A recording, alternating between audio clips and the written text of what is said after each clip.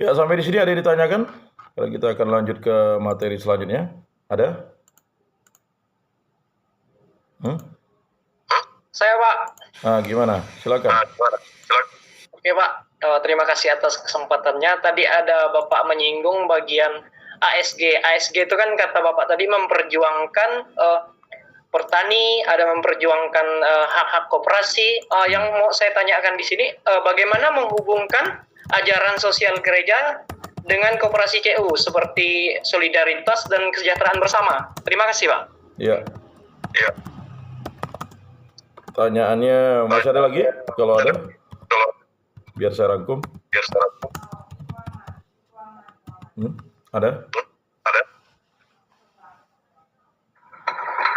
Kalau tidak ada, saya jawab dulu ya. Siapa? Ya, ajaran sosial gereja sangat sejalan dengan prinsip dan praktik koperasi kredit union CU ya. Keduanya menekankan martabat manusia, solidaritas, dan keadilan sosial. Nah, makanya setelah nanti di semester 6, kalian akan belajar tentang kredit union ya. Sebenarnya mata kuliah ini sinergis dia dari semester 1 ada ilmu sosial dasar, lalu sejarah gereja Indonesia ya. Banyak yang berpikir mata kuliah ini tidak linear, dia linear sebenarnya ya. Setelah itu nanti ke mata kuliah di semester 6-nya itu adalah yang mata kuliah kredit union. Jadi keduanya menekankan martabat manusia, jelas. Jadi manusia yang diangkat, people helping people. Itulah konsepnya ya. Kesulitan si miskin hanya bisa dibantu oleh si miskin itu. Dan yang ditawarkan itu adalah mengangkat martabat manusianya, bukan dananya. Karena kredit union itu adalah pemberdayaan anggota, pemberdayaan manusianya. Maka ada konsep solidaritas. Ya. Anda susah, saya bantu, saya susah, Anda bantu. Dengan cara ya mengumpulkan dengan simpan, lalu meminjamkan kepada yang membuka usaha sebenarnya, atau membuka pekerjaan atau membutuhkan. Dan ini berkembang terus-menerus. Ya, bantuan yang diberikan pemerintah bukan bantuan dana ya, itu semuanya adalah hasil kerja keras ya dari anggota yang menyimpan, kemudian dipinjam lagi oleh anggota. Kemudian akhirnya menghasilkan lapangan kerja bagi ya anggota-anggota yang membutuhkan kerja ya. Kita lihat ya dari mulai staf ya, dan banyak tenaga ad hoc di situ ya. Seperti pengurus pengawas kan tenaga ad hoc, artinya tenaga yang dipilih oleh RAT dan menjadi pengurus dan pengawasnya. Dan keadilan sosial, karena konsepnya kredit union itu adalah ya membagikan keuntungannya berdasarkan hasil kerja atau dividen yang didapatkan. Ya, jadi selisih hasil usaha itu dibagikan kembali. Nah, lalu penjelasannya bagaimana dengan ajaran sosial gereja dan koperasi kredit union? Yang pertama, martabat manusia dan keadilan sosial diangkat. ASG mengajarkan bahwa setiap manusia diciptakan menurut gambar dan rupa Allah. Kita tahu tadi ya. Sehingga memiliki martabat yang tak ternilai. Maka setiap sistem ekonomi termasuk koperasi harus menghormati dan melayani martabat manusia. Jadi makanya tidak ada ya eksklusivitasme atau eksklusif pisma di dalam CU ya, semuanya dilayani sama walaupun itu orang yang kaya atau orang yang miskin ya. Jadi sama. Jadi tidak ada tempat PPIP. Kalau di bank tuh ada tempat PPIP, PIP dan tempat yang biasa bagi nasabah. Tapi kalau di CU semuanya sama ya. Statusnya sama. Ya. Kata sama itu ya sesuai, ada yang berperan role modelnya ya. Sebagai anggota, ada yang role modelnya atau perannya sebagai staf manajemen CU yang bekerja, ada yang role modelnya sebagai pengurus atau pengawas, dan semuanya kan anggota. Jadi maka setiap sistem ekonomi termasuk koperasi harus menghormati dan melayani martabat manusia. Ya, jadi yang diutamakan. Makanya kalau kita tahu filosofinya dimulai dari pendidikan, berkembang ke arah pendidikan, maju ke arah pendidikan. Ya, jadi ada 3 pilar: pendidikan, ya, swadaya, dan solidaritas. Lalu kredit union memberi akses keuangan kepada masyarakat kecil yang tidak terlayani bank konvensional sehingga mereka dapat mandiri secara ekonomi dan sosial. Jadi pelayanan ekonominya tidak langsung, tetapi orang itu dicerdaskan dengan menabung. Jadi menyimpan, setelah menyimpan sekian lama ada periode waktu dia meminjam sesuai kapasitasnya ya, makanya ada 5C ya. Dalam CU itu kan ada 5C. Yang pertama yang dilihat itu adalah karakter. Semuanya adalah karakter. Ya. Jadi itu dia. Berikutnya ya. Kedua, setelah karakter itu adalah capacity to pay, adalah kemampuan bayar. Ya, kemudian yang ketiga itu ya. Setelah capacity to pay ya. Itu capital, modal yang ada. Jadi modal itu tidak semua dihabiskan untuk ini, tetapi diberikan kepada yang memang diprioritaskan ya. Kemudian adanya ya kolateral, ada barang jaminan tapi bukan untuk disita ya. Barang jaminan itu sebenarnya sebagai bentuk tanggung jawab moral seorang peminjam anggota CU untuk tahu bahwa ya pinjaman itu adalah kepercayaan, trust. Selanjutnya condition ya. Kondisi ekonomi. Nah, itu. Nah, jadi keadilan sosial hanya bisa diwujudkan jika struktur ekonomi melayani manusia, bukan sebaliknya. Kita bisa baca dalam Compendium of the Social Doctrine of the Church nomor 133 ya. Kalau yang mau membuka Compendium ya doktrin sosial gereja atau ajaran sosial gereja artikel nomor 133. Berikutnya yang kedua, solidaritas dan subsidiaritas. ASG menekankan pentingnya solidaritas, rasa senasib dan sepenanggungan, dan subsidiaritas keputusan diambil sedekat mungkin dengan mereka yang terkena dampaknya. Nah itu. Jadi artinya kredit union itu hadir di tempat orang-orang yang terdampak. Para pengangguran, PHK, ya, yang tidak mendapat akses bank, tidak dapat pelayanan sosial, mereka diberikan itu. Tetapi dengan tanggung jawab, mereka harus memiliki modal. Modalnya adalah kepercayaan. Ya, maka uang yang dititipkan itu bukanlah barang jaminan, tetapi uang yang dititipkan atau yang disimpan itu adalah kepercayaan yang didapat dari hasil kerja keras si miskin itu. Ya, karena si miskin itu tidak memiliki akses untuk meminjam di bank konvensional atau lembaga mikro yang lainnya. Ya, tetapi dia juga diajarkan untuk bertanggung jawab dengan menyimpan dan mengembalikan. Ya, jadi itu. Dalam CU, anggota saling membantu dan mengambil keputusan secara demokratis. Prinsip dari anggota oleh anggota untuk anggota mencerminkan dua nilai tersebut. Dimulai dari anggota, ya, berkembang karena anggota, dan ya, maju untuk anggota. Kemudian yang ketiga, preferensi untuk kaum miskin. ASG mengajarkan bahwa kaum miskin dan lemah harus menjadi perhatian utama dalam pembangunan ekonomi. Ya. Mengapa gereja-gereja itu muncul di daerah-daerah yang miskin, kemudian di daerah-daerah yang termarginalisasi? Karena ya, berita sukacita, ya. Maka Yesus katakan, aku datang bukan menyembuhkan orang yang sehat, tetapi aku datang untuk menyembuhkan orang yang sakit. Karena memang akses kesehatan pada zaman Yesus itu sangat terbatas, sangat mahal. Ya, bahkan yang orang yang kaya sendiri aja pendarahannya tidak bisa sembuh-sembuh. Sudah menghabiskan uang seorang perempuan yang pendarahan. Akhirnya dia punya iman. Jika aku menyentuh jubahnya, saya ada jubai itu artinya bawahan jubai. Ya, rumbai-rumbainya itu aku bisa sembuh. Itulah iman seorang perempuan. Dan sebenarnya pengakuan atas iman itu tidak boleh sembunyi-sembunyi. Siapa yang menyentuh diriku? Karena ada tenaga yang keluar dari diriku. Maksud Yesus sebenarnya ingin ya menyapa perempuan itu, bahwa perempuan itu dilepaskan, disembuhkan, dipulihkan oleh Yesus Kristus. Nah, preferensi kaum miskin itu, jadi miskin itu bukan hanya masalah miskin harta saja, miskin karena sakit, miskin karena tidak berpendidikan, miskin karena infrastruktur, miskin karena payah akses, miskin susah ya internet, itu miskin juga. Miskin itu kan ketidakmampuan.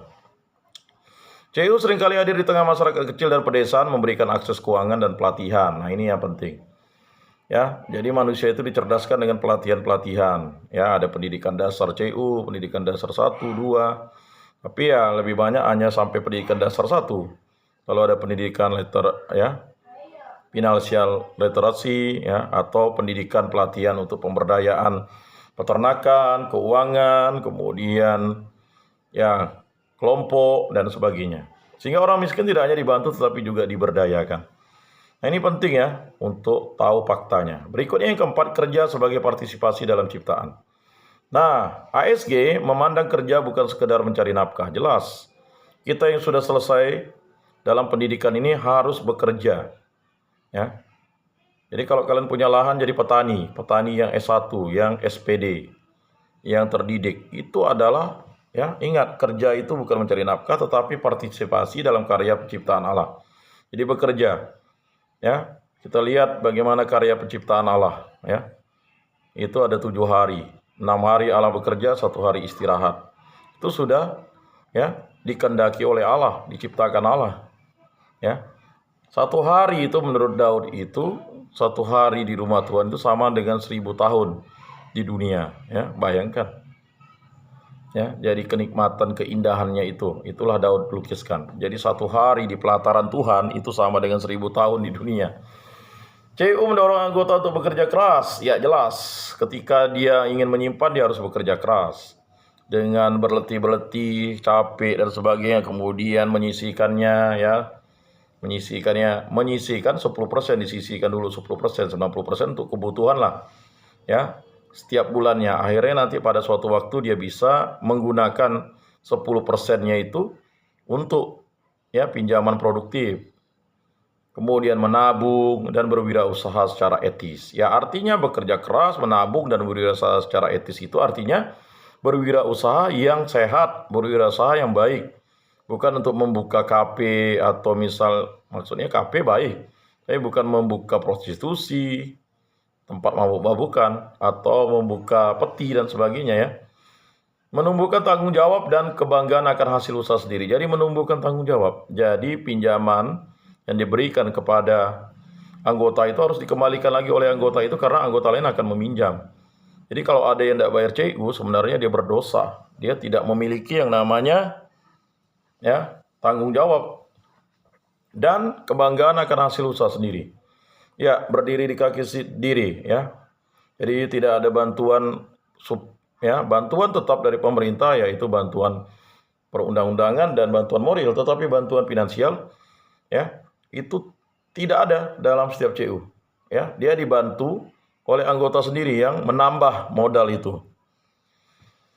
Nah, kemudian prinsip ekonomi yang etis. ASG mengecam sistem ekonomi yang mementingkan keuntungan semata dan melupakan manusia. Jadi dalam setiap ASG itu, ajaran sosial gereja, ketika kita membuka usaha, ya jangan sampai kita nanti membuka usaha orang tidak ke gereja atau hari Minggu tidak libur. Jadi ada 7 hari kerja, 1 hari libur. Atau sekarang 5 hari kerja, 2 hari libur. Ya, itu kan untuk memandang keuntungan. Karena hari Sabtu mempersiapkan diri untuk hari Minggu, ya. Jadi CU tidak berorientasi pada laba, melainkan kesejahteraan bersama, bonum comune. Jadi setinggi apapun laba itu tidak menciptakan suatu kesejahteraan bersama. Tetapi laba itu laba itu adalah untuk kesejahteraan bersama. Ini selaras dengan prinsip ekonomi etis gereja. Ekonomi harus melayani manusia dan kesejahteraan umum. Jadi ekonomi yang melayani manusia, bukan malah manusia melayani ekonomi. Sekarang kan manusia mengejar ekonomi. Nggak mau ke gereja. Kalau saya ke gereja dalam 2 jam saya bisa dapat 5 juta, 10 juta, atau 500 ribu. Ke gereja 1,5 jam membuang duit saya harus masuk ke gereja, ya. Ada kotak amal gereja untuk membangun gereja atau untuk kegiatan OMK atau sekami atau kegiatan ibu-ibu paroki, bapak-bapak paroki atau bapak-bapak Katolik atau kegiatan sosial lainnya. Kemudian ada kolekte 1, kolekte 2. Keluar dari gereja tuh nanti kita harus minum karena harus beli di kantin, habis itu kita parkir bayar dan sebagainya. Dan akhirnya kita lalu menganggap itu sebagai sesuatu, ya. Lalu manusia melayani ekonomi, padahal ekonomi yang harus melayani manusia, karena ekonomi itu hanya bisa dikembangkan di dunia ini, dia tidak akan bisa membantu kita, karena mamon itu hanya bisa membantu kita di dunia ini, ya. Padahal, ya, itu digerakkan oleh Allah dan diciptakan oleh Allah, tujuannya untuk melayani manusia dan kesejahteraan umum, bonum comune. Dengan ekonomi yang baik, kita bisa menjadi lebih baik hidupnya, ya. Yang dulunya jalan kaki bisa menggunakan sepeda, bisa menggunakan sepeda motor, menggunakan mobil dan sebagainya, ya, alat transportasi. Nah, itu ekonomi itu bergerak untuk melayani manusia dan kesejahteraan umum. Kita lihat contoh implementasinya. Banyak CU Katolik di Indonesia berdiri atas inspirasi ajaran sosial gereja dan pendampingan para imam atau tarekat religius. Misalnya CU Lantang Tipo di Kalimantan Barat yang lahir dari semangat pemberdayaan umat. Nah, kita tahu ya, Komisi PSE itu ya yang membuat pelatihan 2 minggu ya tahun 72. Kemudian CU Kelingkumang yang menekankan inklusi keuangan berbasis budaya dan iman. Nah, jelas di situ. Jadi koperasi kredit union adalah wujud nyata dari ajaran sosial gereja dalam bidang ekonomi. Ia mengutamakan manusia, bukan keuntungan, solidaritas, bukan individualisme, keadilan, bukan ketimpangan. CU menjadi sarana pengudusan dunia melalui ekonomi yang bermoral dan berkeadilan. Nah, jadi itu ya. Udah jelas?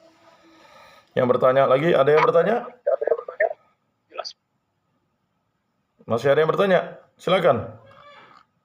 Ada? Tidak ada, Pak. Tidak ada. Yang lain tidak bertanya, udah jelas ya? Ya, pertanyaanmu nanti tuh saya tanyakan lagi di dalam ujian akhir tuh, yang tertulis ya. Ya, Pak. Ini Itu kamu juga masih ada? udah, Pak. Udah jelas. Sudah, Pak. Oh, udah jelas. Kalau udah jelas berarti mau ujian komprehensif ya. Ya, selanjutnya kita masuk ke ini ya. Gereja Katolik dan isu sosial di Indonesia udah belum? Belum, Pak. Belum ya kemarin ya? Belum ya? Belum, Pak. Ya, saya pikir tadi sudah. Nah, tapi ini adalah penjelasannya. Tadi kita singgung tentang terang dan garam. Nah, Gereja Katolik dan isu sosial di Indonesia. Nah, ini dia. Menjadi terang dan garam di tengah bangsa. Gereja Katolik sebagai bagian dari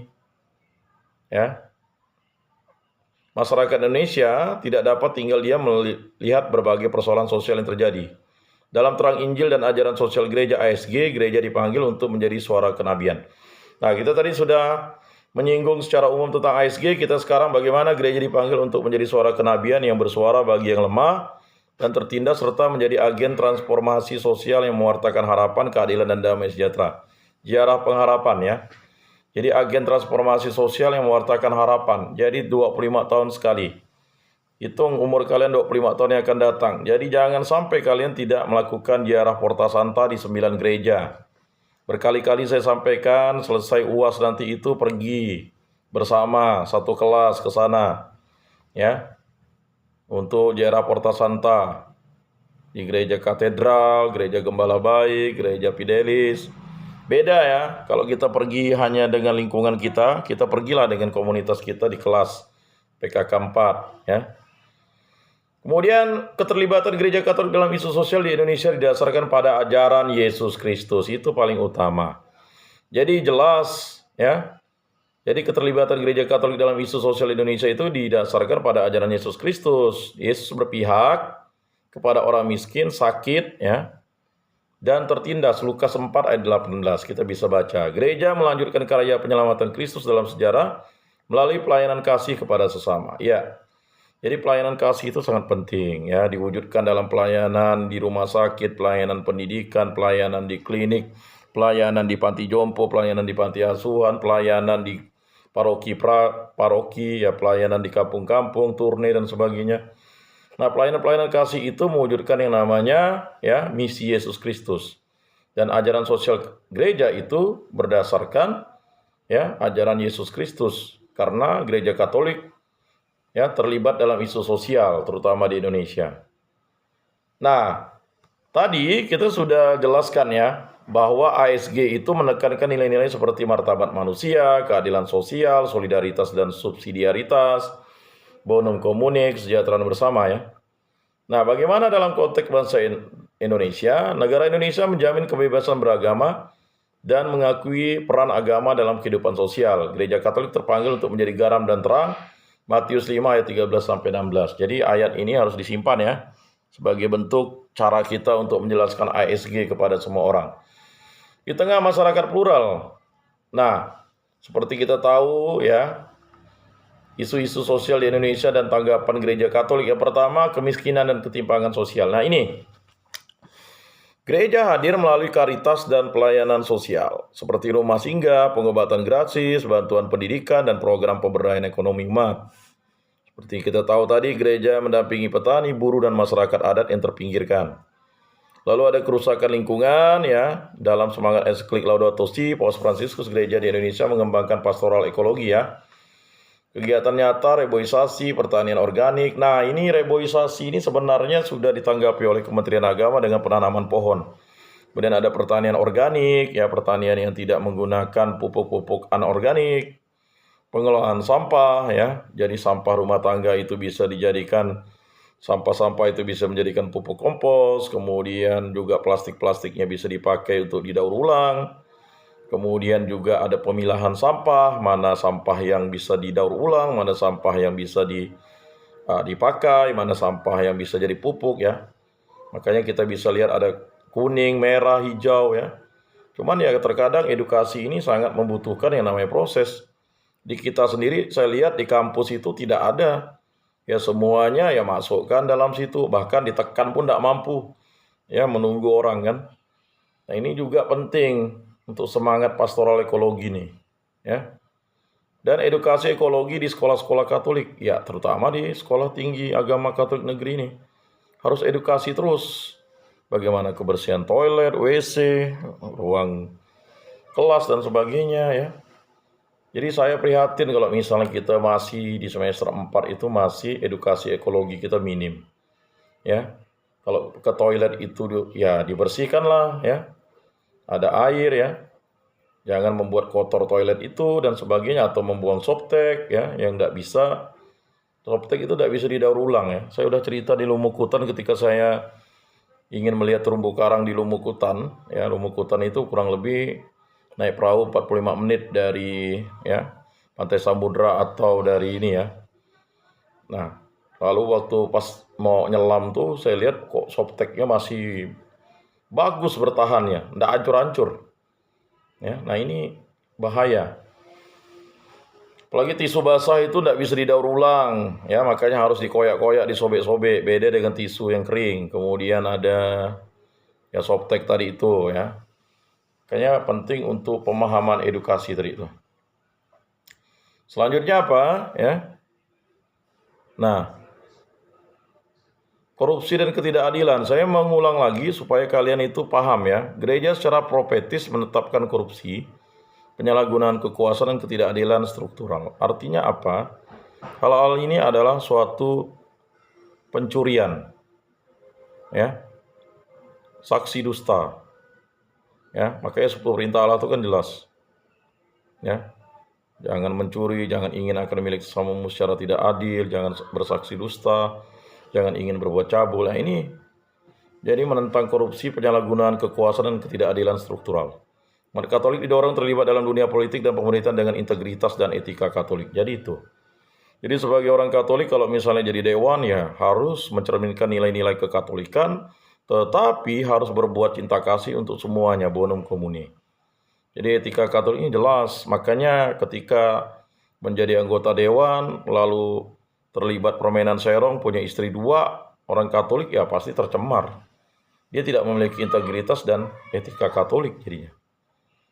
Ya, jadi seperti itu, apalagi melakukan korupsi, nepotisme, kemudian melakukan tindakan-tindakan kekerasan, premanisme, ya.